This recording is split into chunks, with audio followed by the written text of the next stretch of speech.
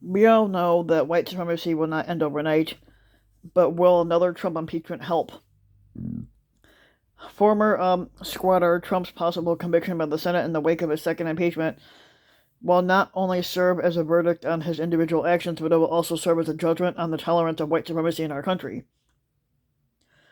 With the threat of the domestic terrorism here for the foreseeable future, the wounds toward democracy from the January 6th riots remain raw. The impetus to disrupt and disregard our democracy by some of Trump's sycophants has been has been predicated on hate, born out of empty sentimentalism for a now former squatter who has worked hard to undermine and subvert our nation's dearest principles. It brings to mind something that Dr. Martin Luther King said in a similarly fraught circumstance, but it goes back to the year 1957, and it was deeply divided. Um, and basically, our nation was deeply divided. He said, and this is Martin Luther King's quote: "Nonviolence is an absolute commitment to the way of love. Love is not an emotional bash. It is not empty. It is not empty sentimentalism. It is the active outpouring of one's whole being into the being of another." But what we saw on January 6th was the antithesis of that notion. It was violence resulting from those who wished not for the success of their neighbor and fellow American, but instead for their own continued privilege at the expense of others. In the 60-plus years between King when King uttered those words, between now and today, far too little has changed. The rallying cry of white nationalism still runs deep. It comes as no surprise that many of those who participated in the riots at the beginning of the month have shared white supremacist beliefs. And it comes as no surprise that those views have proliferated at a time when the then leader of the free world time and time again refused to admonish and disown the support of right-wing nationalists and other extremists. These sycophants have been invigorated by his rhetoric. When Trump told the Proud Boys to stand back and stand by in the presidential debate last year, their response was euphoric. In their minds, his words championed and validated their cause. As a result, if the Senate convicts Trump, it will lay out a very clear and unequivocal rejection of white supremacy.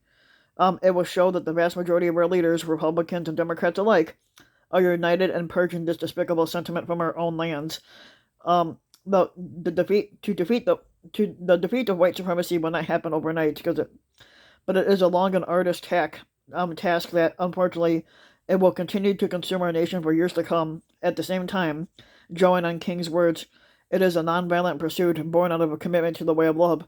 A pledge by each and every one of us to defeat white nationalism is by its very nature an active outpouring of one's whole being into the being of another, because it is a pledge to ensure that no person is deemed less deserving than another simply for who they are.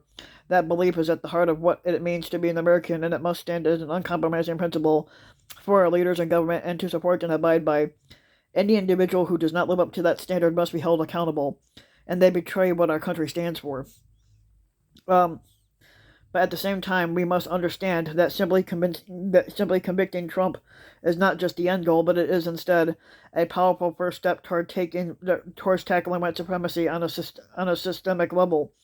As we turn the page on the past and President Biden installs the most what they call diverse administration in U.S. history, which is led in part by the first female black vice president, the drive and desire to crush white supremacy is there. Now we need to act on it.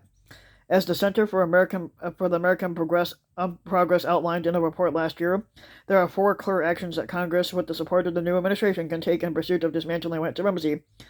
First, it must pass the Emmett Till Anti-Lynching Act, a bill with such broad bipartisan support that only Senator Rand Paul, who's a Republican from Kentucky, stood in the way of its passage last summer by objecting to its unanimous message. Second, we must recognize that white supremacy is a global issue and address it as such. With the passage of bills such as the Countering Global White Supremacist Terrorism Act, critical to this endeavor. Third, we must root out white supremacy in our military and law enforcement institutions. And fourth, we must improve data collection and analysis of the threat of domestic terrorism. And there is no excuse for our law enforcement and government agencies to not be aware of or act upon the threat of violence of the white supremacy. These steps would build momentum for further action at all levels of government and would also send a clear message that such repugnant beliefs have no home in our country. But first things first, we must deal with the matter in front of us. Trump's trial in the Senate convicted him as a critical opportunity to turn the page and signal our intent for a comprehensive change. But it is a chance to respond empathetically on the threats of violence and announce loud and clear that nonviolent solutions, guided by love and goodwill, will instruct our course going forward, and not hate and empty sentimentalism for an impeached squatter and a vile ideology.